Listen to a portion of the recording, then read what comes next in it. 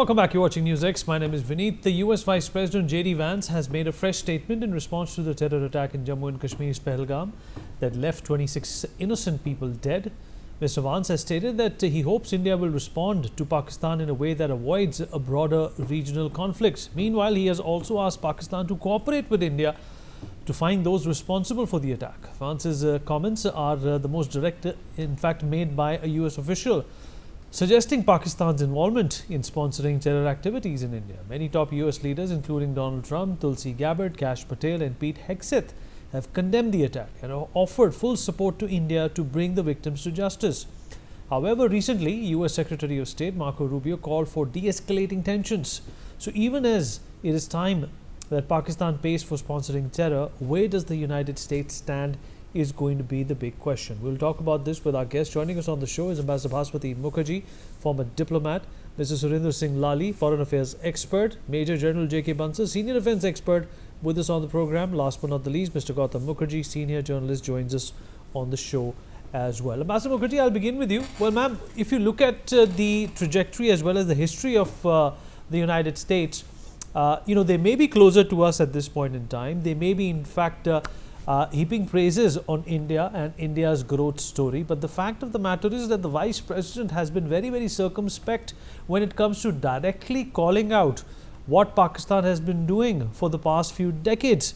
What do you make of these comments? Are they one-sided? Are they, leaning towards India's cause? Or do you think they're extremely diplomatic in nature? I must say that his comments have surprised me and disappointed me, considering that he was here when it happened and he is fully aware of the background. I don't think his comments are too diplomatic. I think his comments demonstrate that he is doing a balancing act, which in fact is very much aligned towards neutrality. He should have himself first said that he was in India, that he condemns these heinous attacks, that he has strong views on cross-border terrorism, etc. After that, if he wants to ask Pakistan to cooperate with India, etc., or if he wants both sides to keep in mind the importance of international peace and security, that's okay. That you can call diplomacy is added to the end of the statement. But his statement lacked all these basic elements, Vineet, which should have been there. He should have been there. He should have said that he was there, it happened there, and he was horrified, and that terrorism has become an international phenomenon, that the United States stands with India in its struggle against terrorism. These are things which have been said by so many world leaders. And Mr. Vance, who got a hero's treatment when he came here with his wife and family, and he spent time with our Prime Minister, and I think actually He was literally treated like a son-in-law here. Absolutely, and the whole of India was watching every step of his on national television, on social media, in the newspapers, etc. So I must say that I feel a little let down by Mr. Vance and his statement. I do not call it very diplomatic. On the contrary, I call it verging towards neutrality, which is not what India expects from its closest security partner. And General Bansal, the American Vice President is very much aware that who was found in Abbottabad, what that operation was about, and what Pakistan's role was. At that time, when President Obama was at the helm of affairs, Pakistan and America had a good relationship. And despite that, Pakistan did not, in fact, give any indication, not a single inkling, that Osama bin Laden was in Pakistan. The number one man that the Americans were looking for almost a decade was living under the army's custodianship in Pakistan. At least that is something that the Vice President can acknowledge. Definitely, America is quite convinced that the terrorism is there in Pakistan, and Pakistan is the epicenter for terrorism.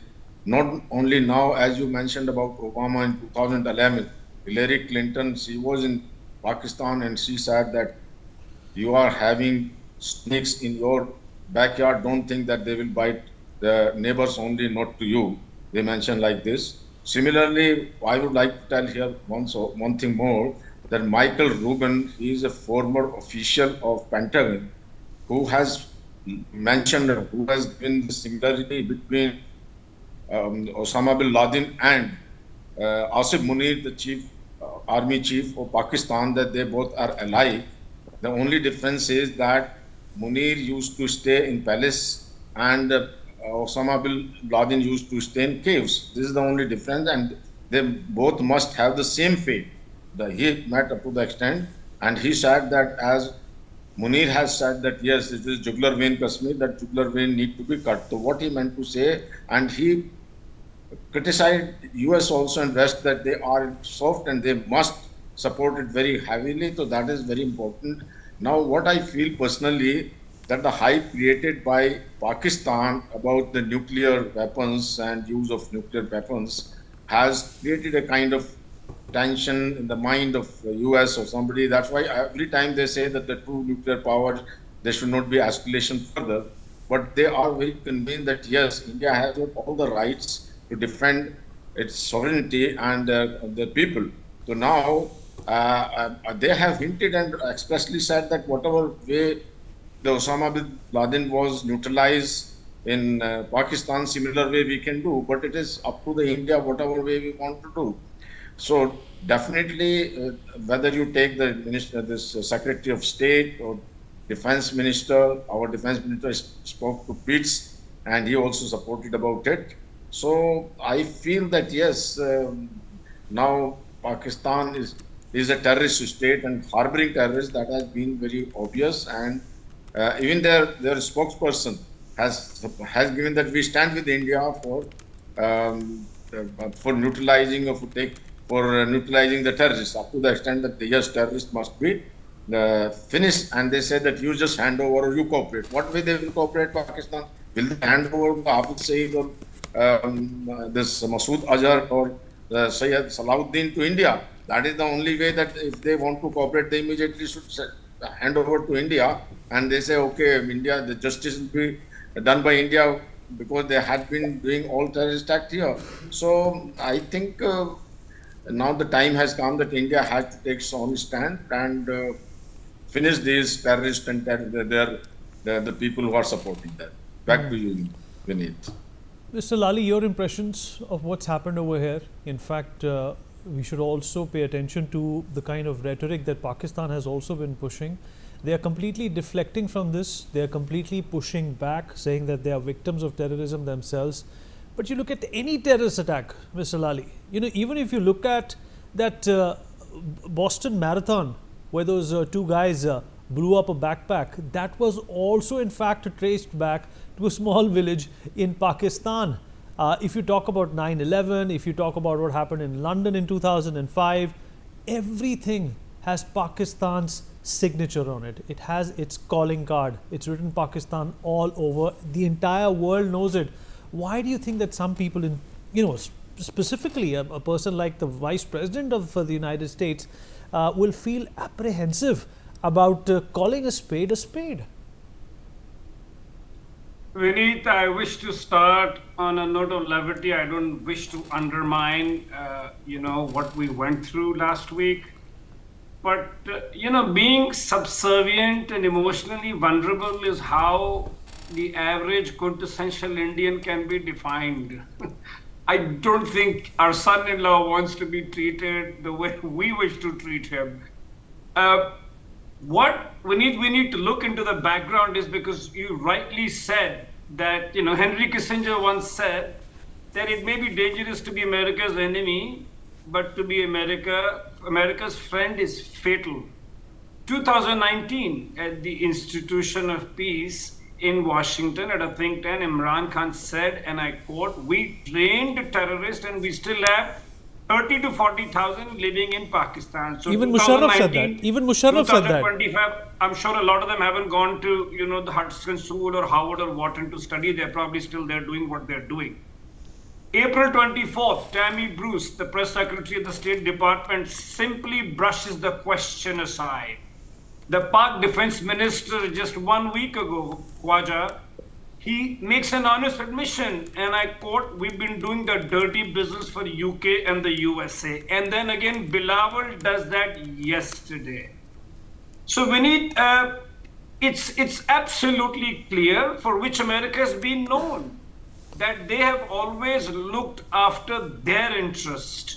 And I don't think I'm so happy to be in the India today where we have, somebody as formidable, as intelligent as, the Honorable Prime Minister and our very nimble and deft Foreign Minister, that I don't think we're also looking for Mr. an Lali, you OTP mentioned, from America. Mr. Lali, you mentioned, Mr. Lali, you mentioned Bilawal Bhutto. You mentioned Bilawal Bhutto, Mr. Lali. Don't you think that such kind of toxic spewing of poison should be coming from Bilawal, Mr. Lali, since his mother was also a victim of terrorism? Since I've been to Pakistan a few times, that's where our gurus were born. Their hatred for Hinduism, Hindus and Jewish is far more their even own interest. I mean, the kind of statement he's making, I think, Pakistan is actually, honestly, if you ask me, Pakistan has actually gotten themselves more, in terms of now, benefited so far more because they were lying in a corner. The Kashmir issue was pretty much, nobody was listening to them. Imran Khan, was bothering them, and Mehram Baloch's issue was bothering them. So with that statement by Asim Munir, they're able to get everything back into the international stage. So obviously, as we say in Hindi, ke marta kya na karta.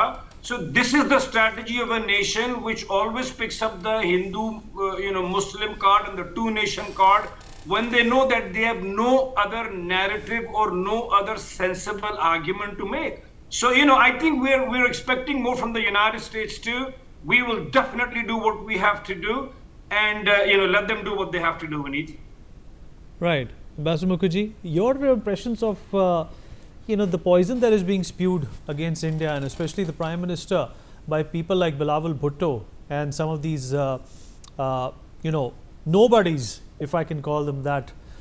It's obvious that they're trying to deflect the real fear, the real apprehension they have when it comes to India taking action. We have already taken a lot of economic, steps to weaken Pakistan.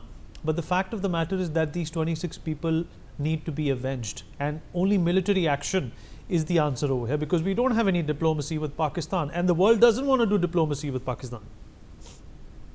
I think, Vineet, the kind of poison that is emanating from the other side of the border is making Pakistan a laughing stock in the rest of the world. If you look at the statements of their defense minister, of Bilawal, their army chiefs, etc., the kind of lies that are being spread about India in press conferences claiming that India has staged the entire terrorist attack and this was intended to give India a justification to attack Pakistan and destabilize it. I mean, this is laughable. So I think that it should not be taken seriously. What should be taken seriously is the fact that the steps that we have taken so far are actually like a kinetic strike, because of what we've done in the Indus Waters Treaty has put them in a state of complete panic. And moreover, the fact that, for instance, the Pakistan Army Chief has sent his entire family to London, and people say that they are busy digging bunkers for themselves all over. That shows that they are really afraid of an Indian military strike. They know that our armed forces, if we go in for a military strike, they teach them a lesson that they will not forget. So they are doing all this so as to pressure the West, especially the Americans, to try to pressure us into not going in for a full-fledged military strike. It's as simple as that. These are pressure tactics. We must just learn to ignore them. In fact, many of the statements that they have made are being laughed at in Pakistani social media. I got a really hilarious one. I saw a really hilarious one today from two Pakistanis on their social media account saying that if India is planning to target and take out anybody, they should just take out the Pakistan Army Chief, because he is the most unpopular man in Pakistan, and Pakistan will be very grateful if India takes him out. This is the kind of stuff that they're getting from their own Pakistani citizens on social media. So I think that they should do a check at home and check their popularity about these ridiculous statements which are emanating from their side. My You're suggestion absolutely would right, be ma'am. that just ignore it. Just ignore it. Right, and General Bansal, we all know, that what the army does. They most of the generals who retired in the past as well, be it Mr. Bajwa or Musharraf, and now Mr. Asif Munir, all they have done is exploited this position. They have made millions of dollars. They have bought farmhouses outside of Pakistan. In fact, in one of the very recent conferences, I saw Mr.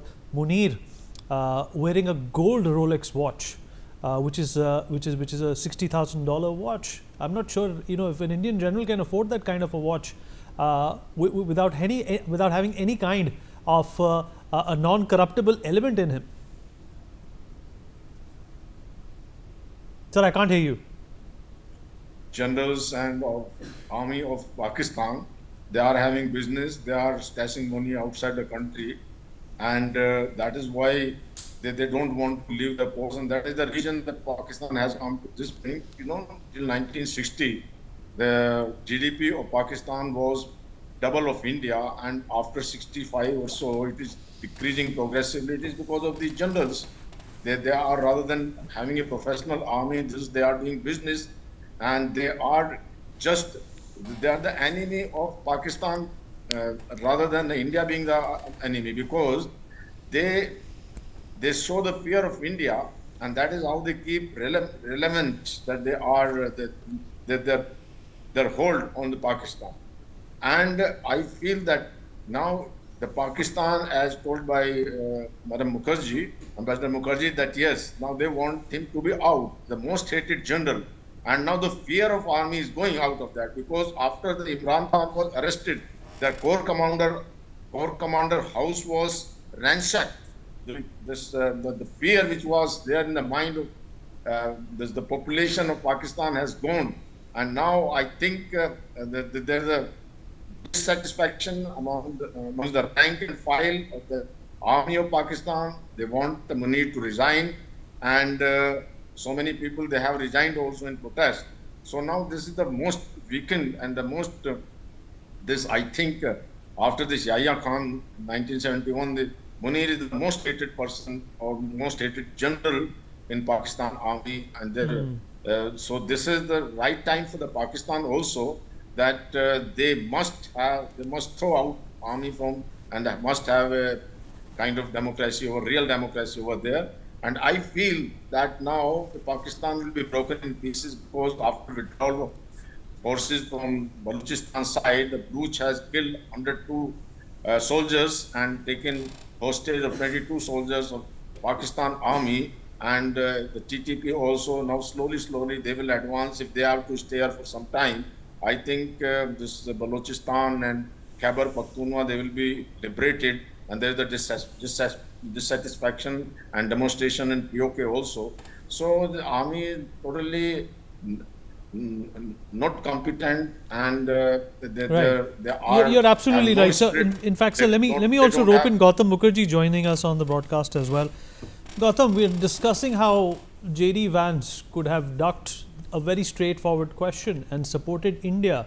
Not for the way he was treated here, not because of his wife being an Indian, Usha Vance, but we're talking about calling a spade, and that is something that J.D. Vance has perhaps become popular for. If you remember that animated conversation which he had with Zelensky in the White House, in fact, he chided Zelensky more than Donald Trump could. So everybody thought that here's a straight shooter who calls a spade a spade. He in fact admonished Zelensky for hiring conscripts, to fight their war and whatnot. But why can't he call Pakistan a terrorist state? You muted. Yes, really, it is ours. And we haven't called them a terrorist state. We have simply said that we are going to go after the people who are behind these terrorists. And we are going to teach them a lesson alongside the terrorists. So our intent is made clear. The Prime Minister has said that we will pursue them till the ends of the earth. And now the actual operation is in motion after the Indus River Treaty, which has been held in abeyance, which is going to be so profound in time that it will turn Pakistan into a desert. We are going to go into a declared kinetic strike, which is, if you look at our two previous strikes across the border, one was in POK, one was into Pakistan, but both were surprise strikes. There's nothing surprising about this one. We have already stated we're going to do it, and we have stated that we will keep doing it till the backers of terrorism in Pakistan are brought to justice. When various people from America and elsewhere spoke to us, we have repeated this refrain. I think what Mr. Vance is saying is, just a matter of reacting to the pleas from Pakistan without in any way letting India down. Trump himself has also said that he is strongly behind India. Now it's a matter of executing what we have said. This is unusual, because even in the wars in the past, we have responded to their attack. 65, 71, 91. This is the first time we are going to do the attacking, and we have not specified how much and how many times we will attack and what we will attack, except to say that we are going to get the backers along with the terrorists. So there we are. It is naturally something that is alarming the Pakistanis, and they are twittering away as much as they can, trying to garner some support. They are getting some lip service, but that is about that.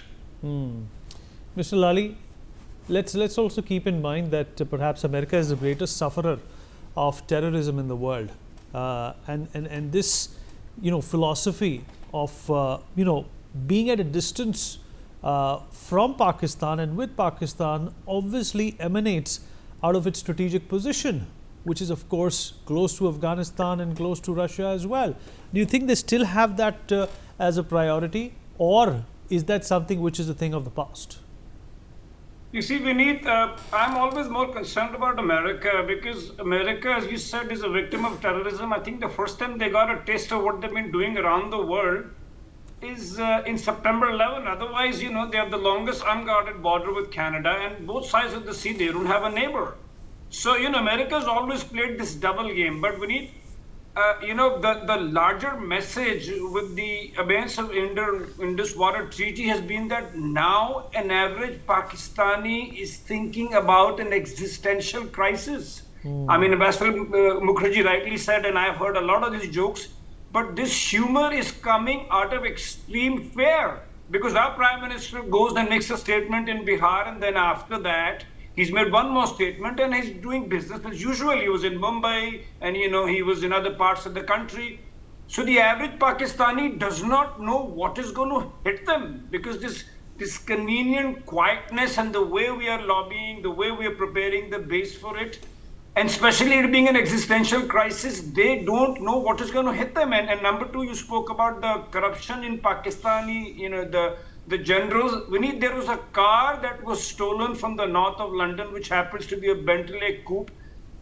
Stolen car clears English customs, it clears Pakistani customs, and it lands up in a retired Corps commander's house in Rawalpindi. Now, how did they find out? Because that car had a GPS system in it. So that ought to give you an idea of the kind of country that is. I mean, it's only the Pakistani, Punjabi journals who've taken it for a royal ride, and they've taken everybody else for granted, and that's why they are where they are. And even now, if you see, all the appointments that this gentleman is doing, Mr. Lali, what about their nukes? Mr. Lali, what about their nukes? I don't think Vineet is going to get to that, because a lot of that's okay. Let me reformulate my question. What about their nukes? They might not get to that, but what is the theory that you have? Do they have them in possession, or are they somewhere in Saudi Arabia? Are the Americans guarding it? Is that an actual deterrent that India needs to be worried about? Vinny, I'm afraid that that's beyond my pay grade to comment. I mean, there are far more intelligent people in the debate who can, but obviously, China has given them, and they further, I think, exported to North Korea and other parts of the world too. So it definitely is a deterrent that they keep using, and thus far it hasn't gotten to that. And that's probably the only last resort this failed nation has, is to threaten the world that if you don't come to our survival, we will nuke ourselves. So they're like, So the bottom line is, Mr. Lali, that if they can't be discreet about a stolen Bentley coupe, then how are they going to have, a warfare with India, which is undetectable? That's the only answer to that, is this proxy terrorism that they have erected. Unfortunately, we have run out of time, but appreciate the conversation we've had with everyone here. We're going to dip into a short break. We'll be right back.